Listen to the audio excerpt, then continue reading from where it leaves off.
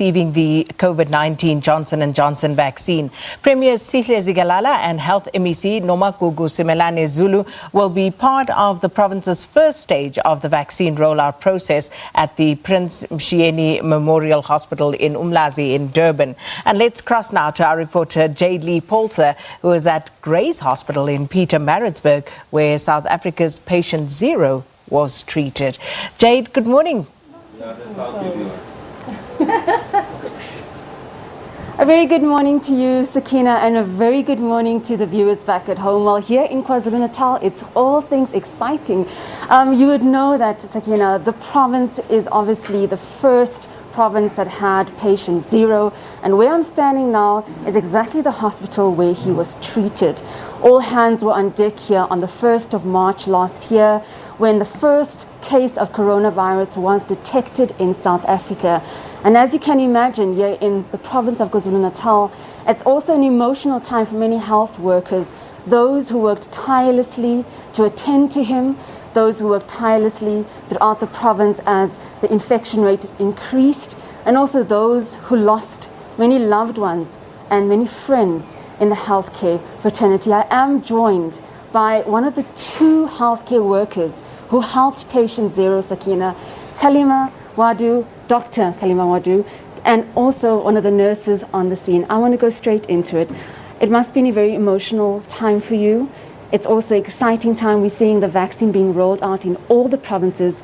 But here in KwaZulu-Natal, a very more special, a somber moment for the province, having attended to the first patient, but also having had the first coronavirus case in KwaZulu-Natal.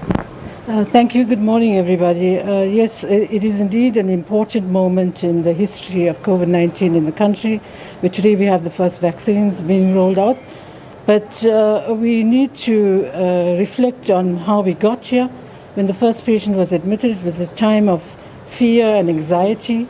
Whilst we had plans in place, we had to activate our plans very rapidly. And thanks to the teamwork of the hospital, the volunteer staff who volunteered to come and take care of the patient, and to the patient himself, who was very accommodating and allowed us to take care of him, understood the unknowns and the challenges we had in taking care of him in a very restricted environment with no visitors, no contact with family, etc. So I'm sure it had a significant impact on him psychologically, not only with the patient, but with the doctors and the nurses that took care of the patient. I also like to acknowledge that several people have died, and may their souls rest in peace, and may their families and friends get some solace in the fact that we have a vaccine now and we have some hope. Dr. Wadu, we've come full circle here in this province, and I can see you visibly emotional as well. I just want to go back to the 1st of March, beginning of last year, when patient zero was brought into Gray's Hospital. It was not only you, but a team of specialists working on this. Take us through the fear, take us through that unknown, not knowing what exactly coronavirus was, and having to navigate through the virus. So firstly, we had to keep up with literature both internationally and locally, so that we knew what the best available treatment was. Our colleagues in Cape Town were very helpful in finding high-flow nasal oxygen that assisted us in providing oxygen in a different mechanism to patients. In terms of the psychological impact, our nurses, we had to have several meetings, had to get psychology and social worker to help us counsel staff, to provide support for staff. And I think still the impact of this epidemic on the country as a whole is yet to be determined, because we're still dealing with the pandemic, and we'll really know the full psychological and social impact once we start picking up the pieces. I'm just going to move over here to one of the sisters.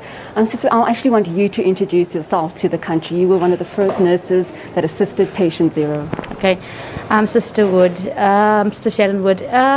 What I can say is that, yes, it may have been traumatizing, fearful and all that, but our patient care and with nurses, we had made a pledge.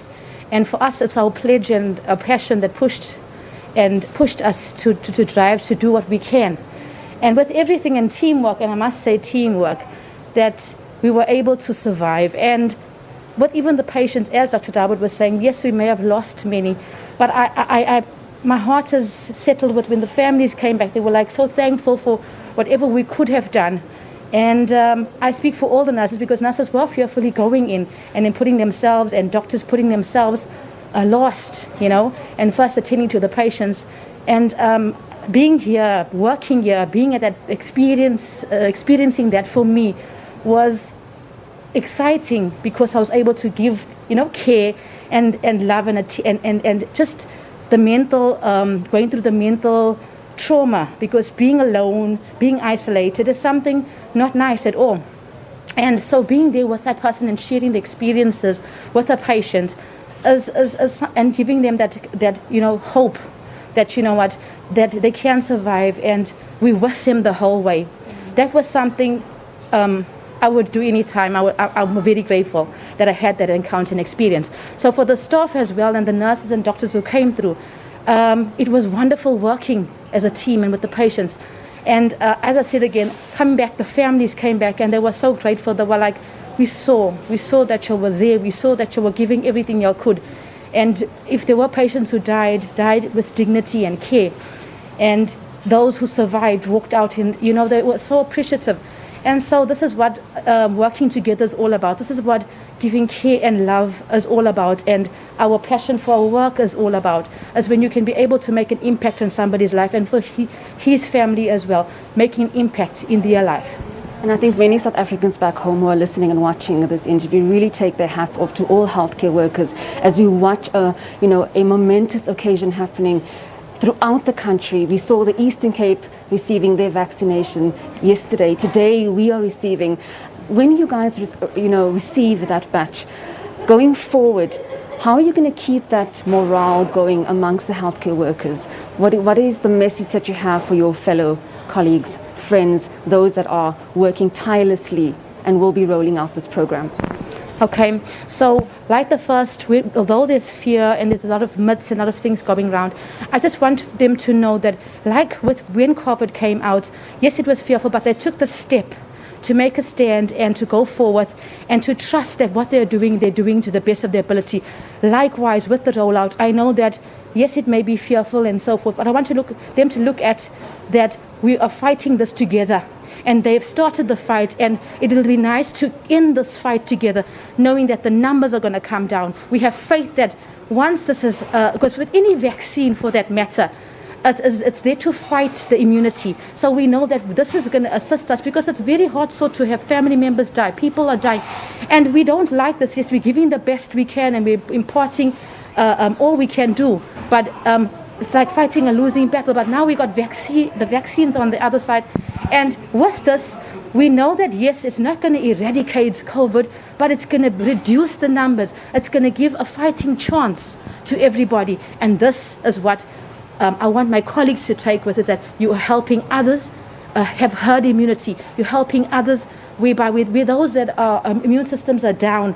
You're giving them a chance to fight, because if we have a lot of people immunized and fighting, and there's a decrease in the severity of the condition, then the people whose immune systems are low, it gives them a fighting chance. So this is why I'm saying that we have our centers ready, we have our staff trained, and we want to fight this. And I'm saying out there to all those, just think about the ones who have given their lives so far and also have lost it along the way. Let's think about them, and let's go forward, and let's do this together. Thank you so much for joining us on Morning Live. Sakina, I think it's a very special moment here at Grace Hospital to be speaking to the first healthcare workers that attended patient zero, also listening to their stories about how they took care of him, saying that it was very positive during his time here, but also assisting him mentally. It was an unknown territory. They navigated, these waters with him, trying to find out what exactly coronavirus was just a year ago on the 1st of March, and we've come full circle here in the province. My colleague Vusi Khumalo as at Prince Mshiyeni with the Premier as well as MEC Nomagugu, and they're going to be rolling out this vaccine across the province and also talking about that program. But here at Gray's Hospital, I'll be handing it back to you.